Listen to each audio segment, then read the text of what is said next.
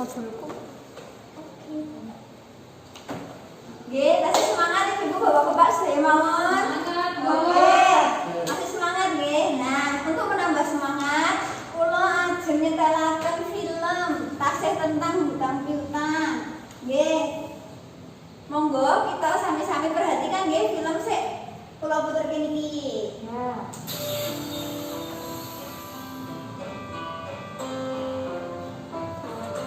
Saja kita punya kartu Jokesmas ya nak, jadi biaya rumah sakit bisa gratis. Ada obat tambahan yang tidak ditanggung Jokesmas bu, harus datang sendiri. Harganya 400.000 lebih. Ah, obat untuk bawa Agus ke sini juga belum dibayar. Kalau dijumlah semuanya jadi 500.000-an pak. Ya Tuhan, dari mana kita dapat uang sebanyak itu? Apa kita tidak punya tabungan, Bu? Tidak ada, Pak. Tabungan Ibu di arisan nggak sampai 50.000. Tabungan Dewi di sekolah baru habis dipakai bayar uang ujian. Sepertinya kita terpaksa berhutang, Pak.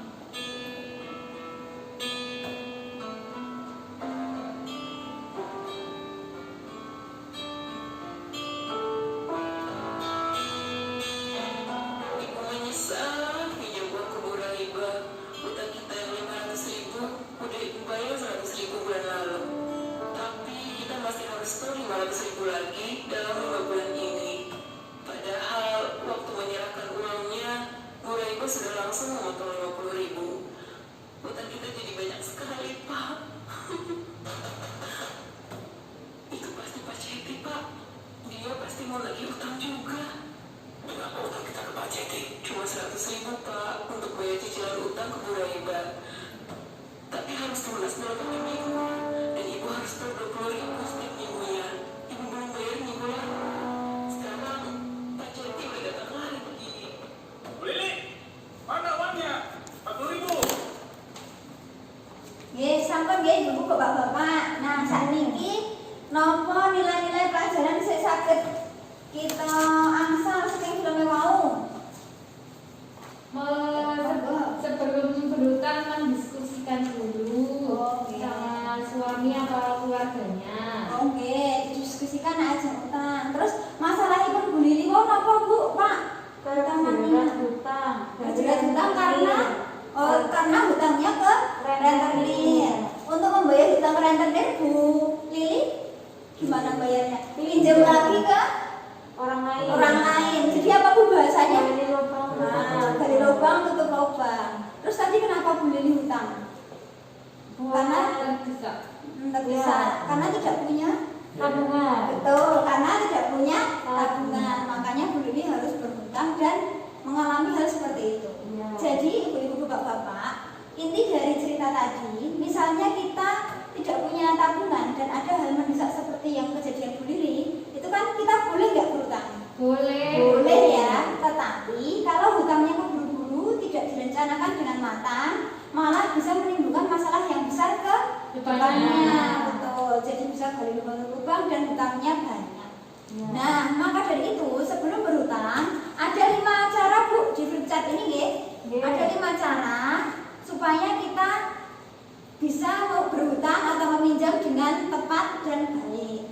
Nah, yang pertama apa ini? Minta tolong dibacakan. Untuk apakah kita meminjam? Yang pertama kita tanyakan dulu, untuk apakah kita meminjam? Pastikan meminjamnya untuk yang kebutuhan, bukan keinginan. Atau untuk kegiatan-kegiatan produktif. Kegiatan produktif misalnya nopo? Usaha. Betul, untuk buka usaha betul nopo-nopo nggih, karena uangnya bisa diputar kembali. Yang kedua, apa Bu? Pak? Apakah ada cara lain yang bisa dilakukan sebelum berhutang? Apakah ada cara lain yang bisa dilakukan sebelum berhutang? Misalnya punya tabungan, gunakan dulu tabungannya. Misalnya bukan punya tabungan, bisa dengan cara napa mawon, napa meneh? Menjual aset. Betul, jual aset. Jual aset misalnya jual nopo, Pak? Jual wedhus. Gada wedhus nggih, alhamdulillah. Nggih bisa jual kambing, jual mungkin yang punya ayam-ayam ngoten. Oh, alhamdulillah. Gado. Oh, terus saniki pun gadah piyambak, sing gaduh niku. Nggih. Nah niku misalnya terdesak untuk nggak punya uang, bisa jual aset dulu, bisa kambing, bisa mungkin yang punya emas, yang penting nggih. Nomor 3, Berapa besar kita perlu meminjam? nah, berapa besar kita perlu meminjam? Niku perlu disesuaikan kali kemampuannya kemampuan kita untuk membayar. Misalnya kemampuan kita ya cuma gajinya sebulan 100.000 misalnya, kita boleh nggak hutangnya 500.000? Enggak. Ya, karena kenapa Bu? Ya nanti nggak bisa bayar Betul, hutangnya. karena misalnya tidak disesuaikan dengan kemampuan kita nggak bisa membayar, nanti bisa kejadian seperti beli lagi dari lubang ke lubang. Yang keempat, Bagaimanakah kita dapat membayar kembali pinjaman? oke, bagaimana kita caranya untuk bisa membayar pinjamannya? Misalnya naik gajinya 2 bulan sekali dapatnya, ya kita cari pinjaman yang bisa dibayar 2 bulan sekali, misalnya seperti itu, ya. Waktunya. Terus yang terakhir, Kemanakah kita dapat meminjam? oke, kemana kita bisa meminjam? Jadi ini berhubungan dengan tempat-tempat meminjam. Ya. Coba tempat meminjam itu misalnya nopo mawon? Di bank, Kan bank, boleh. Terus arisan. arisan bisa. Saudaranya. Oh, ten saudara bisa ya Pak, tanpa jaminan ya. Nah, itu tadi ada beberapa tempat, tidak harus ke rentenir, walaupun mungkin kalau rentenir kadang mudah ya Pak ya. Jangan terlena. Cari tempat, bandingkan tempat-tempat meminjam dan cari yang pengembaliannya paling kecil dan sesuai dengan kemampuan kita. Oke, nah selanjutnya ini buku kita ini dibetok mboten? Betul Bu. Oh, nggih, sip. Bu. Wah, niki nggih sik mboten betok, gandean nggih gabungan. Nggih. Kalih sik jejer-jejeripun. Nggih.